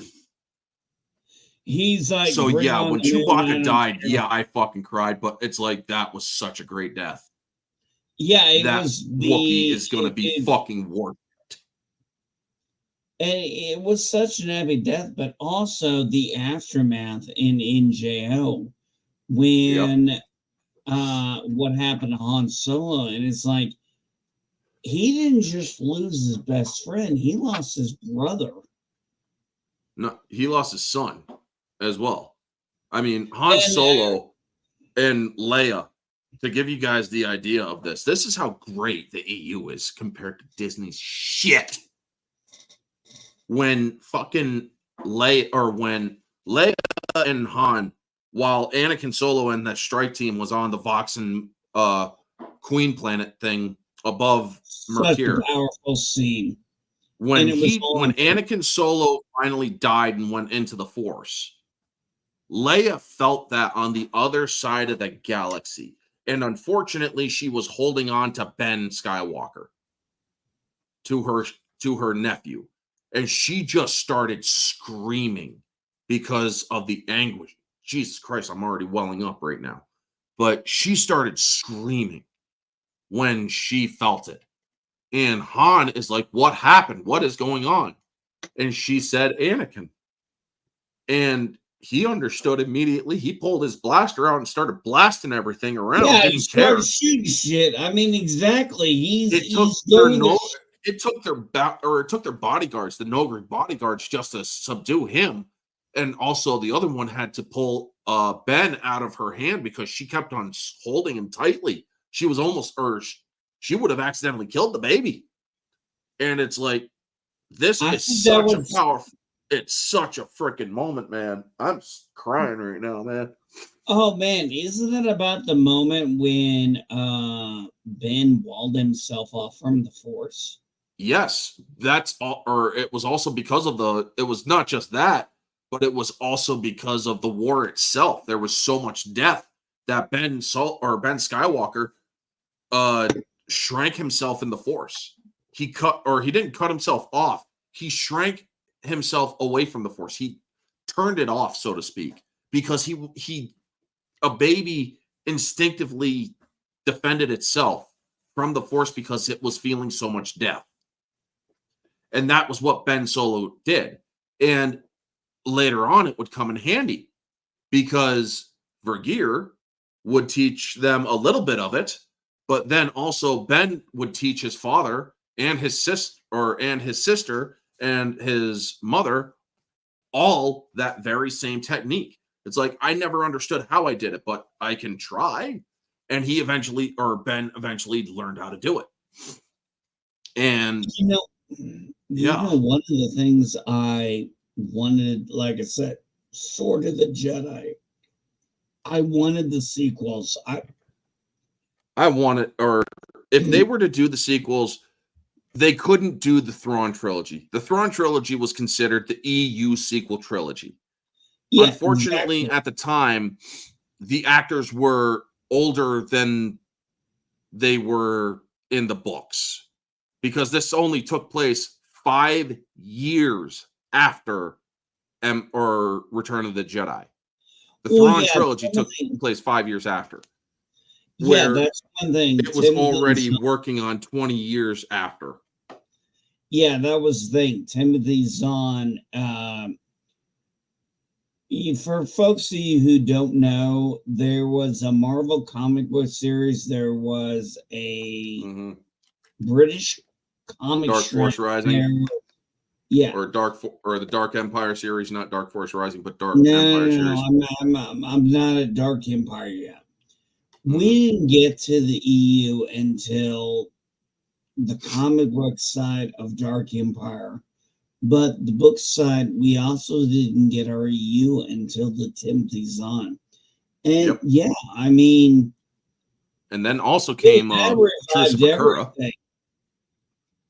Dude, that revived everything because I mean, Gilead Palin is one of my favorite characters. Yep. I was actually heartbroken when he got assassinated. Which one? Galen Paladin. Gilead Palion. Yeah, Palion. Yeah, when he got assassinated, I was like, they fucking ruined him in Disney too. Oh God, don't get me started. Yeah, he's in The Mandalorian. Pelion's in The Mandalorian. Shit. Yeah, don't get me started. That was. I'm like, you're telling me that's Gilead Palion? Fuck you, man. Look, this was the most respected. We're here to rant, folks. So yes, we're talking good stuff, but we also got to bring it back to the rants too. Hey, Gillian was, when he got assassinated, I lost my shit. In Legacy, Yeah, in Legacy, I was just like, oh my God. And, I remember he said, in one point, if it wasn't for him, you wouldn't have had the Empire and the Republic make peace. Yep. It was because of Gilead Palion that the Galactic Alliance was formed. He's like, I'm the only one who can actually get the Imperial Remnant to stand down. You guys want to beat the Vong? Shit. If you hadn't destroyed our fucking Death Star, we wouldn't have a problem with the Vong right now. Why do you think Palpatine created that damn thing? Originally, folks, Palpatine created it to fight the Vong because he knew of the far outsiders. Why do you think he didn't want Outbound Flight? Or why do you think he didn't want, or why do you think Palpatine freaked out in Outbound Flight when he realized Anakin and Obi-Wan were on that ship? It's like, what? He literally shows up personally, and he's like, yeah, you guys can't be here. We need you for other things. And it's like, they did damnedest in that book Outbound Flight to get him off that ship. Yeah. Fucking Palpatine himself shows up at a fucking outbound station, and it's like, yeah, you guys need to get off that ship. But Chancellor, we're here on behest of the Jedi Order. We need you for a mission. It's like, okay, fine. We need you for a mission. You're getting off that ship. No, you can stay if you fucking want to. Anakin, we need your help. But also, the reason why Anakin even went on Outbound Flight was because of Jorah Sabaoth, or Sabaoth, as I used to call him. But Sabaoth is how they pronounce it nowadays.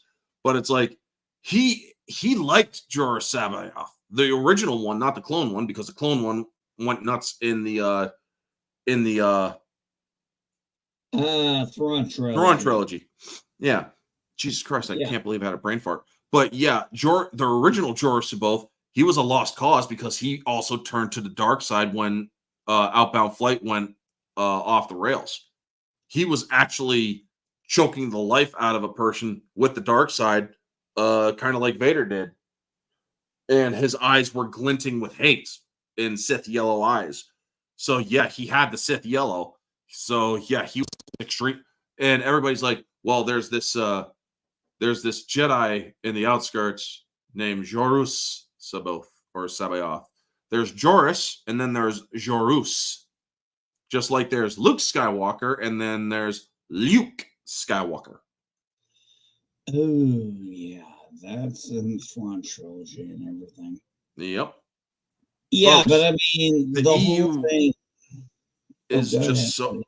Sorry, the EU is just so much more rich and so much more superior to Disney, and it fucking infuriates me that they're cherry picking shit.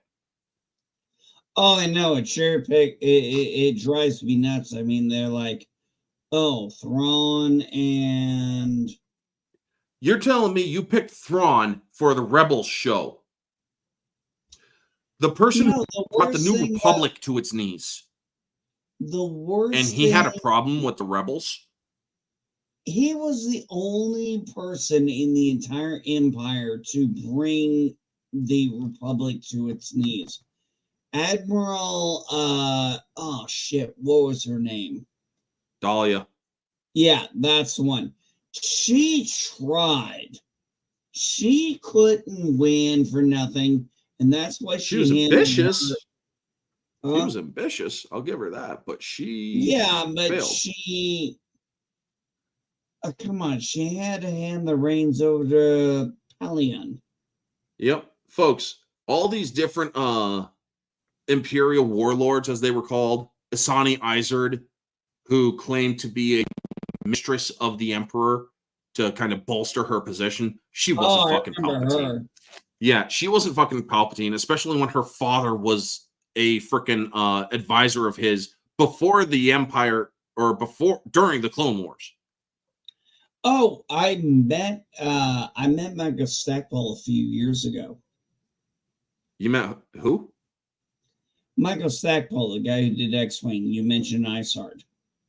Oh yeah, and she was throughout the X-Wing series. I believe she ended up getting killed. But then you also had I love Warlord Zinj from Courtship of Princess Leia. Yo, Warlord Zinj, do me a favor. Kiss my Wookiee. It's like, and then he just fucking blasted the shit out of that Super Star Destroyer bridge. It's like, oh shit. I mean, folks, you all see Luke Skywalker in this, or you all seen Luke Skywalker come in and slice up a couple of droids, and you're like, oh, it's so great to see Luke Skywalker back. By that time, Luke Skywalker was so powerful that he could freaking pilot the Millennium Falcon by himself, operate all the freaking guns, and fly that thing better than Han Solo could. Because Han Solo's like, who the fuck is driving my ship like that? And it's like, this is Luke Skywalker in full pissed off mode, but not dark side mode. It's like, okay, you guys just showed me what you can do. I'm going to show you what I can do. Because he just got his ass handed to him by Jess Zirian, witch Dathomir. You all see these witches that Dave Filoni created. Fucking Jess Zirian goes like this. Licks her finger. Nearly kills Luke Skywalker. Because she sent a freaking impulse through his brain that nearly caused his brain to explode. She was that powerful in the Force. She's like, oh, fuck you, boy. You think you're tough? Flick. And he nearly died. So he's like, I gotta fight these bitches, or I gotta fight them or I can't fight them face to face. However, I can fight them in a way that will stop them from escaping Dathomir. And he was freaking firing those guns, top, bottom, as well as the main or the other guns, while just piloting without a co-pilot. He's using the Force as a freaking co-pilot, as a gunner, or as 2 to 3 different gunners, and the Force as a co-pilot, as well as using the Force to pilot.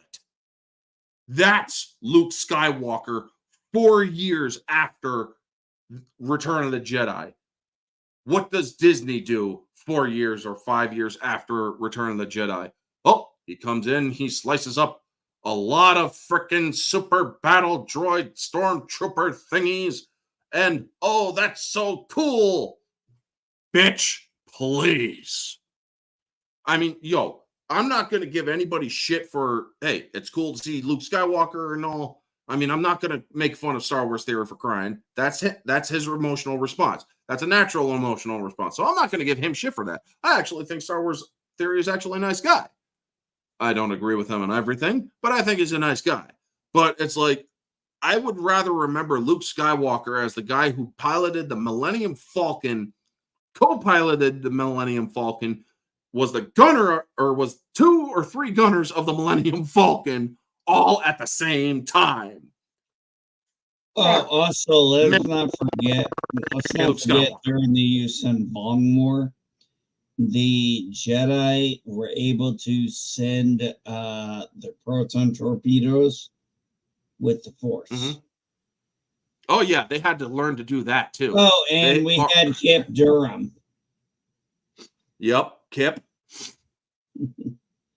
He was the one that talked Jaina down after Anakin Solo died, if I remember correctly. Wasn't he the one that actually talked her down? He's also the guy. Actually, I think those are the oldest books I have, is my Jedi Academy trilogy, which is because he was on fucking Kip Durham, man. He was pulling ships out of suns.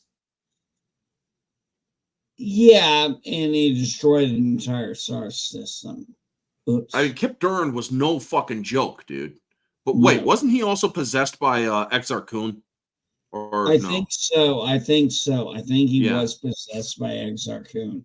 Exar Kun. Okay, for those of you who don't know this, one of the things about the Sith is they may not be able to be one with the Force like a Jedi can and disappear, but they can put their essence in an object. And then they can also put their essence in a person.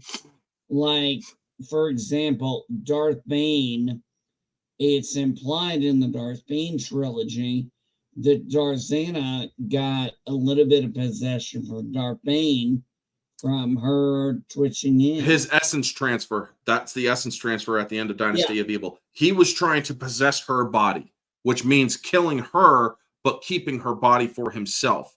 It didn't work because her will was stronger and he was forever cast to the void. He can't, or Darth Bane can't die. However, he can never make himself known either. Yeah, exactly. But it's a fate worse than death. Yeah, exactly. And that was what the Sith did. They either went into somebody else's body, they tried to go into somebody else's body, or go into an object, and or they did what Valkorion did and sucked the life out of planets to survive. Oh, we got another one coming in. Oh, cool bean. Hello. All right. How are you? I'm doing all right. Got cleaned up. Nice. Probably gonna dolled up. What you want to rant about? Bring on. Okay. Well, I don't know if you're NB Geek here. I know about a show called RWBY. I know a little bit about it. So yeah, just fill us in, give your rant. That's what. Hey, we don't have to know anything on the topic to rant about it. Okay, that's the whole purpose. Right. It's like you can come on, you can rant, you can do all that shit. And hey, if there's a good conversation to be had, cool. If there isn't, hey, that's fine. Rant, girl. Go. Well, okay. Probably let's say I'm gonna say almost 2 months ago, right? So the company that made RWBY, Rooster Teeth, shut down. So all their assets are dissolved or being sold off, things like that. And they were owned by Warner Brothers. Now Warner Brothers Discovery, that kind of a thing. So, I think it's understandable why people would think the show is dead, right? Oh, yeah. Yeah. I heard about the buyout. And they even had a second chance by Crunchyroll, who licensed who basically funded the 9th season of the show. So yeah, and then a few days ago it was announced that Viz Media, biggest one of the biggest manga publishers in Japan, had actually bought RWBY as IP. And so we don't know what the fudge they're gonna do with it as of yet, but I am just gonna say that this is that the writing killed Ruby, as well as the business management of this. And so as long as Viz Media has any of the show's writers or creative team employed, I will not be interested, no matter how good it looks, because all it's gonna be is a slightly more polished turd with Carisha Cross as its showrunner. Wow. Because, well, it's been admitted by him and the other head writers that they were still learning how to write a story 7 seasons in. Are you freaking kidding me? I mean, that's the problem with the writing sequences or with writers nowadays, folks. They're hiring all these fucking new people who got by on the skin of their teeth who aren't really that good at writing. And all these older writers who are great writers, they just want to fucking retire. And it's like, oh, we've got to stay because these fucking younger ones suck. Yeah, no, they were not good writers. They were supported by the creator of the series, God rest his soul, and Rooster Teeth. Basically, they could get no work anywhere else besides that company, besides that fandom. Yeah, I'm just like, Jesus. You know, I remember watching She-Hulk, and I'm like, you have this amazing, talented actress who was in Orphan Black on a BBC show, who I know can play multiple roles, and I'm like, you wasted her. I'm just like, why did they do this? I felt bad for her. I mean, I don't know if she cared or not, but honestly, I was like, I thought it was a waste of her talent. I mean, sounds like these people you cared about got their talent wasted. Yeah, definitely. I mean, like, kind of like Star Wars, Ruby's got a death grip on me. I still need to check out what's happening with it every once in a while. I can't completely give it up. You were also doing that comic, weren't you? You were working on a comic that you were planning on actually submitting to those people. So now you don't know where you got to submit it. Was I? Weren't you? Could have sworn that's what you were doing with your comic. Oh, no. You know what? I'm actually working on a rewrite of the show. Oh, that's right. The rewrite of Ruby. Ruby rewrite. I do remember saying a joke about how I couldn't submit my comic to anyone else, to any of the mainstream publishers because of one very particular reason that they don't like. Hey, Orange Hat, I gotta check out. My eyes are getting heavy as hell. All right, man. Yeah. Grab some rack. Good night. Nice to meet you, MP Geek. Yeah, thank you. It was nice meeting you. I'm sorry. I would love to stay on longer, but my eyes are. Well, we got another 12 minutes anyway, so. Yeah, well, I'm going to start bobbing in a minute, and I'm like, you know, I don't want to be disrespectful or anything. No, man. No, if you got to take off. Grab some rack, as they say in the military. Get some Z's. Catch them. Yeah, you know what? I think I know where you got that from. Where it's like I used to joke that I couldn't submit my comic to either like Marvel or DC for one very particular reason, and that's because the main character is a girl really loves her dad and wants to do right by him, and so but now it's not really no longer a joke. Maybe it's kind of slow. Maybe society is slowly healing, but I don't know. Possibly. But possibly. Hey, it shows you that I'm paying attention to your channel. Oh yeah. I actually like got like one part of like the world building video done too, and I basically got like other than the ones I released already, I've got like 5 video scripted for that series. Nice. So I was like, well, that's gonna be fun. That's gonna be fun. And you know what? Like, for Ruby, I desire a reboot and not a continuation of it. I understand people who want it because, you know, something you've invested your like a lot of time into. You want to see it end, pretty much. I get that, but honestly, I don't know what company on earth could write out of the whole Rooster Teeth dug Ruby into, because you want to hear like a nice synopsis of how the show ends, kind of improperly. So basically, so the main characters, there are 4 girls, and then there's also, I'm gonna call and company, which is like, a few other classmates, main characters, uncle, stuff like that. So yeah, we're in these 4 girls are called Team Ruby. So, and that's where the show gets its name, and they essentially stole a magic super relic that was going to cause a giant floating city to come crashing down upon the kingdom below it and then kill everyone. Getting the Alita vibes here. Yeah, it's but here's the thing: like, they're not the evil people. Like, they're not the evil guys. Like, they aren't. Like it isn't even like stopping the bad guys. They're stopping their own allies from evacuating people from this evil immortal rich lady who's coming to kill them all. And so to justify this, because they've clearly just committed a crime and like made enemies out of their allies, they decided to MacGuffin retcon this magic super relic to where they could evacuate everyone all at once, and also make the leader of the floating city, well, kind of sort of the leader, a military general, insane to make them look better.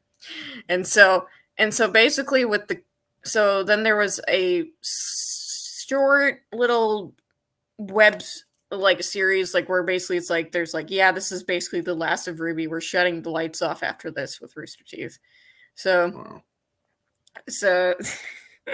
so with the context of that, like, which is called Ruby Beyond, they did destroy the kingdom that they that they stole the relic from, which were their allies, I must preface, not their enemies. And because of a stupid thing where it's like, oh, we can't evacuate everyone. It's like, well, then fuck you then, I guess. And so so this kingdom that they stole from, it was called Atlas. So Atlas was destroyed. And so obviously all their citizens have nowhere to go now. So they basically went to Vacuo, which is another civilization in Ruby's world. And as it turns out, the scary, evil, immortal witch lady, who's the main antagonist, actually rampaged to their home kingdom. This is where, 2 of the main characters live, I must preface. And so she actually destroyed that and considering the geography of Ruby's world, it is then also semi-implied she also rampaged through another kingdom, which is right on the way to their kingdom. So they essentially directly caused the destruction of 3 kingdoms with their actions and caused a mass refugee crisis. And they're in Ruby Beyond, they are heralded as the heroes. There is 0 consequences. I wish I was kidding. I am not kidding. Like, it sounds insane, but that is literally what was written. And you might now see why I don't trust any new Ruby with any of the writers involved. Yeah. I mean, when it comes to any sort of writing is the more important aspect of a show, folks, because if you're writing dips or if you're writing changes Sucks. Or if it dips, sucks, or is changing up shit, it will piss off fans. Consistency, as much as Disney and other groups have a problem with it, because they're actually saying people just got to stop focusing on consistency and lore and other stuff. No, consistency and stuff like that matters because that's what makes the story great. Yeah, that also makes people like want to keep watching, seeing where they go. Because it's like, we're gonna do this instead of this, but we're not just gonna do it like this. We are gonna freaking instead of right angle, we're gonna do this. That's how we're gonna do it. And it's like, fuck it, I'm out. I mean, it's like all the shit with the Disney Star Wars stuff. Oh yeah, I would, yeah, I would say, the leader guy, the General James Ironwood is probably a very bad bastardization. I think even worse than Luke Skywalker, because instead of it being like maybe like I guess like a 20-year gap maybe to being like an old hobo who drinks milk, this is like a 2-episode gap. Like within a few hours, he becomes a complete psychopath who wants to destroy his kingdom, even though he wanted to save it last season. And everybody says that it wasn't just Star Wars that Disney has ruined so many franchises. And a lot of people don't realize this. They even ruined Pirates of the Caribbean. Because if you look at the first 3 movies, pristine consistency. Next movie is different. And it's like, wait, what? And then the 5th movie completely breaks the compass origin. You know that compass he has, right? Mm-hmm. That shows you wherever you want to go. Well, he got that from Tia Dalma. And in the other movie, or in the 5th movie, it's like shit. He's getting it from a different captain, the captain of the ship that he was first mate on. And I'm like, huh? I mean, I'm kind of looking like he was looking in the 3rd movie at World's End as he's watching his ship float away. Huh? And then it's like, oh, wait, gotta pay attention further. And then they also had to make Jeffrey Rush's character, what was his goddamn pirate name? The other captain that was, well, he was the mummy. Gosh, I don't remember. It's been forever since I've watched Pirates of the Caribbean. I'm gonna remember it before 2 hours is up. Barbossa. There you go. Oh, okay, Barbossa. Yeah, Barbossa has a daughter, and it's like, right. Good luck selling that one. I'm out. But yeah, folks. Yeah, and then like the MCU too. I mean, it was more of a slow decline, but then after Endgame, it was just like, yep, it kind of completely went to shit.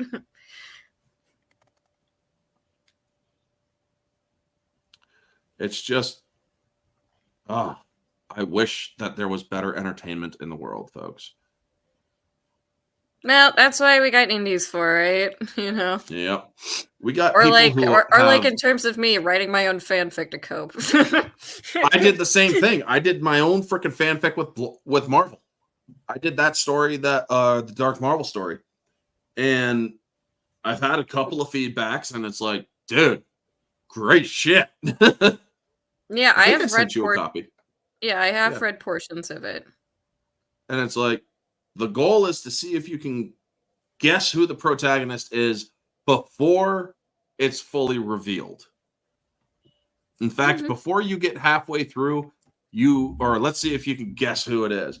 One of my writers, one of my faithful, Vanya, he gets through, he's like, it's this guy, isn't it? I'm like, how the fuck did you figure that out? What chapter did you read? The Iron Man one. I gave no hints by that time. And he's like, well, it's the writing style and this and that. I'm like, purely unintentional. Because I'm not a comic person. I've never read the comics of any of the freaking comics, so I wouldn't know the writing style. So that's an actual genuine coincidence. I do like to have fun with that too, because I actually made a character, but it's a design for an existing character, and I'm like, if you can guess who this is, if you can guess who this is, I will be like, oh my god, you're a genius. Yeah, I mean that's the thing. And I'm also writing connective or another connection to that story, of the Dark Marvel story. I'm continuing on to there's that tainted universe that that the character's working through, and then there's then there's going to be a feral universe, which the character is going to work himself through, where there's certain characters in which the character has to fight in those universes because they're acting out of accordance of a taint, similar to the one that tainted, because the taint is exposed in that story. There's a reason behind the taint, and you figure it out the more you read. And I specifically wrote this story, folks, so that you can't skip forward, because this character absorbs powers through sight or experience. So unless you are reading the certain story or certain chapters, and then you skip ahead because you're bored or whatever, it's like, wait, how did he get this? Oh shit, I skipped. So yeah. And yes, I even brought in Deadpool to fight this guy. So yeah, you're definitely going to want to stick around to the end to see how he handles Deadpool. So, I mean, it's because Marvel was fucking with the stuff so badly that it's like, I want to do my own story. I want to read something that I want to read. I want to do what Tolkien did. Make a story that he wanted to read. And he did. And so did I. Now, I tried doing a Batman one, and I'm thinking to myself, I am failing miserably with Batman. Marvel I can do because Marvel's just out there. Batman is more concealed, more contained, you know? Indeed. Yeah. There's no characters that are like the character that I have in the other one. And, well, there's no godly... Well, there is, but there isn't. There's the new gods, old gods, and gods, and this and that gods, and whatnot. It's like, Jesus Christ, God, give it a break. When it comes to the DC universe, that is, folks. But, yeah, entertainment is just something that you can rant about eternally, especially if you have enjoyed entertainment over the last 30 years, like I have, only to see it kind of just diminish into this shit that they're doing nowadays. Yeah, I mean, especially ruining pre-existing franchise. It doesn't hurt as much when it's like a bad original movie, but it hurts way more if it's like a bad movie of a if it's a bad original movie, they screech and scream even louder when it fails, like that Magical Negro movie. that magical society that American Society of Magical Negroes. That movie was pulled out 21 days in theaters. It was pulled out 3 weeks after release because it was bombing so bad. It had barely broken 1 million. That's how bad it did. But yeah, these movies, I mean, I want to see this Twisters movie because I liked Twister. And it's kind of like a soft sequel to it. So yeah, I want to see it. I want to see what they have planned. I do want to see like Inside Out too, because I did watch the first movie and I'm like, okay. I heard that actually did well. I think it blew past $1 billion, but I never saw or I'm not into Disney as much as other people are. I mean, hey, if you like Disney, all power to you, folks. If you don't like Disney, if you're like me, well, there you go. Me, I kind of just pick and choose. Yeah, pick and choose, sure. That's what's known as the compromise. Me, I have a compromise when it comes to Disney. While I do not like a lot of Disney stuff that they're doing nowadays, I have Disney Plus to watch the older stuff. Like Darby O'Gill and the Little People. And It's a Wonderful Life. See, I don't even have this because I actually do have like a collection of like older Disney movies that I loved as a kid, and then so I just watch those on my like DVD or Blu-ray player. So there you go. That's the whole. That's how you do it.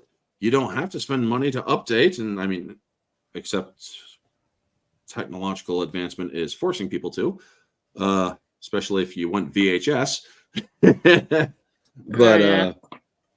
I mean, I have the Avatar movies. I like the Avatar movies, especially the extended or collector's extended edition for the first one, which for so long you couldn't get on digital. They removed it from digital. They removed the ability to purchase on digital until James Cameron finally took some time out of his busy schedule to fucking or to 4K up the other movies. And it's like suddenly sorry, True you Lies, which roboted couldn't out be there bought. for a second. Nope, sorry. Yeah. James Cameron 4K'd up the movies that he was doing, like True Lies, Aliens, The Abyss, and other stuff. Movies that weren't easily accessible on digital media. Well, Aliens was for obvious reasons, but but The Abyss, Avatar Collector's Extended, and others, it did or it finally got 4K'd up, and it's like I'm grabbing those because I want to see them. I don't have the physical capability to watch these movies on physical media, even though I do own them. I just don't have the physical media player to play them. Mm-hmm. So yes, I also expand my digital library as well. And everybody's like, well, if the fucking world ends, or you wasted all that money. If the world's ending, I'm going to be dead anyway. It's money well worth, or it's money well spent. Yeah, I guess so. It's like I actually got the last Blu-ray I bought was this is a series, like small one. It was called Gosick, and like I was like, yeah, but I had to be really careful because I knew that there was actually there was actually 3 separate releases. So 2 of them were like half of the series, and then another one was a complete series. So I'm like, I need to check. I'm not buying like one half of a show, but yeah. Have you ever played or have you ever seen the movie Legend with Tom Cruise and Tim Curry as the devil guy? I have seen a movie called Legend, but I don't remember it being Tom Cruise. It was from the 80s. Goblins, unicorns, shit like that. Movie I'm thinking of is not that. Yeah, it was like about a guy wandering in the desert, and he had like the Bible on him. Oh, well, that's sounds like doesn't sound like Legend. That sounds like the Book of Eli with Denzel Washington. Oh wait, the one am I thinking of? I don't know. The one that I'm talking about is Tom Cruise, frickin' Mia Sara, I just said his name. Played the devil guy, Tim Curry. But yeah, it's a great movie, and a lot of people forget there's 3 different versions of that movie. Oh yeah, no. I'm thinking of it's like a crime thriller. It's called Legend. Oh. But then there's also I Am Legend, which they're making a sequel of. This is very interesting. And they had to use the deleted scene ending for the original I Am Legend. They used the alternate ending to continue the story. Yeah, that's going to be very confusing for people, I think. Yeah, because if you don't have the proper knowledge of it, it's like, how did this man survive pulling the pin on a grenade and running up to the glass? It's like making a spin-off based on concept art you had of a show that was already made. Well, that's what Lucas does, and he did it. Yeah, he had the freaking Clone Wars shit. But he also did it with his prequel trilogy because he had concepts of Asajj Ventress for his Genndy Tartakovsky Clone Wars. She was supposed to be the Sith in episode 1. But it turns out we'll save that for later. We'll make the Sith horny and instead. Yeah. Yes, I have a way with words, folks, especially when Riot Kitty's in the house because I know or I know she'll get a laugh out of it. Yeah. But anyway, yeah, we're over time. It's 2 hours. That's how long I'm doing the rants. If you guys ever want to rant on here, we get a panel, or we can get a rotating panel if there's more than 4 people. If you want to come on and rant, it could be anything. Just make sure it's not personal drama shit. If you're having a fucking Twitter beef with somebody, keep that shit off my channel. If you're having a fucking bad day about politics, come on in. If you're having a I'm bad having day a about beef with my second cousin's brothers and yeah. If you're having a beef with your fucking family, come on in. Just make sure that your family's not around to hear it. But also, yeah, leave that shit there, or leave that shit at home. Save the drama for your mama, is how I say it.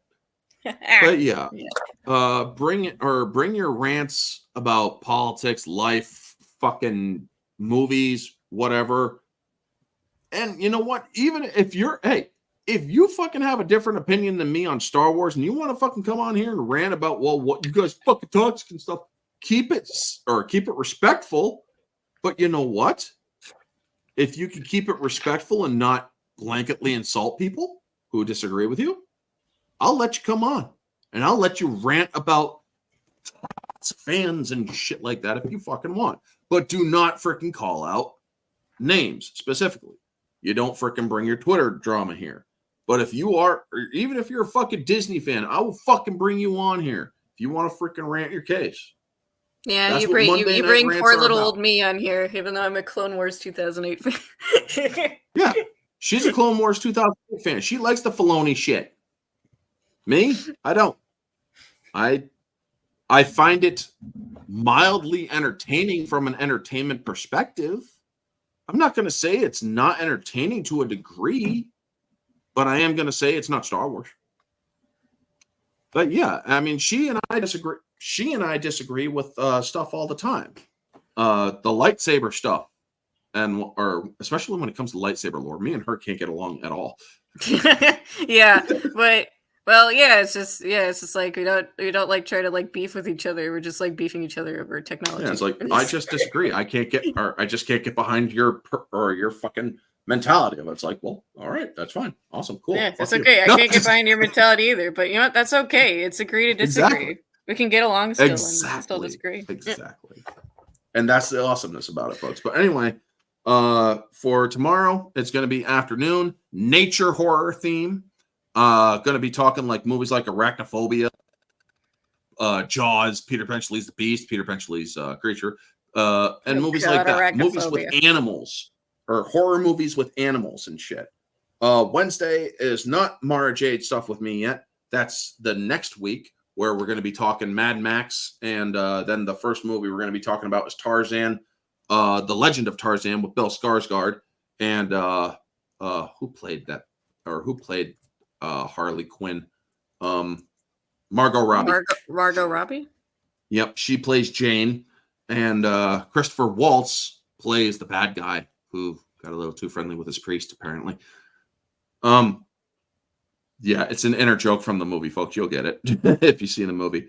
But yeah, then the following week after that is Mad Max 2 and The Last Voyage of the Demeter. So yeah, great Dracula flick. Original Dracula, or it's an original idea on Dracula, although it's based on one chapter out of the Dracula novel. So yeah. Anyway, folks, thank you so much for tuning in. Conroy, Vanya, Zathra, who came on before we went live, Axel, NB Geeks, Riot, thank you all for coming in. To all those who were watching on X, thank you on X for tuning in. Monday Night Rants, folks, that's what I do. Friday night is Orange Hat Uncensored, and Sunday night is the weekly recap where me and Kate are going to be talking the Acolytes, and I'm going to be calling out the nitpicks, and I'm going to be calling out doing the lore comparatives while I look at an objective standpoint. So yeah, if you like all that stuff, I'm not making fun of anybody. I'm just simply calling it out like it is, because I'm not going to give Disney the ammunition. But anyway, thank you all for tuning in. Y'all are freaking awesome and amazing people. This has been Orange Hat and guests and whatnot. Have a wonderful night, and always remember to stay humble, but don't be afraid to rant. Yeah. And